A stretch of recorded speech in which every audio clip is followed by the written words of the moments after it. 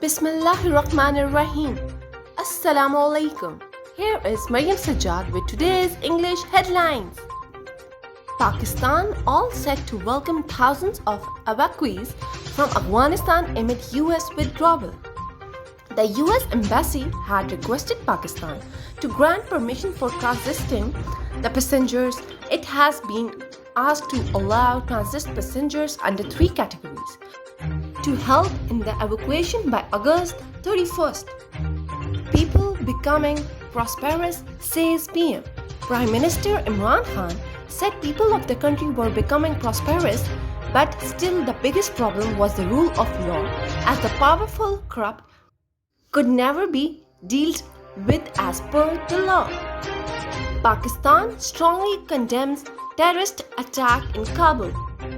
Pakistan Foreign Office has strongly condemned the terrorist attack at the Kabul airport, which reportedly resulted in the loss of several precious lives, including children. Lahore's unvaccinated people will be denied petrol from September 1st. Amid the ongoing fourth wave of the coronavirus pandemic, the government is going all out to ramp up vaccination across the country and has directed that unvaccinated people will not be provided petrol from the next month in Lahore. Islamabad gets 3 million doses of Pfizer vaccine donated by US. Pakistan has received 3 million doses of coronavirus vaccine donated by the United States under COVAX facility on a day when 85 more deaths and as many as 4,553 new cases of COVID-19 were reported from across the country. Karachi police arrest constable with 2 kilograms of drugs. Karachi's South Zone police arrested a constable for carrying 2 kgs of drugs. 23 national parks established to overcome climate change in Pakistan.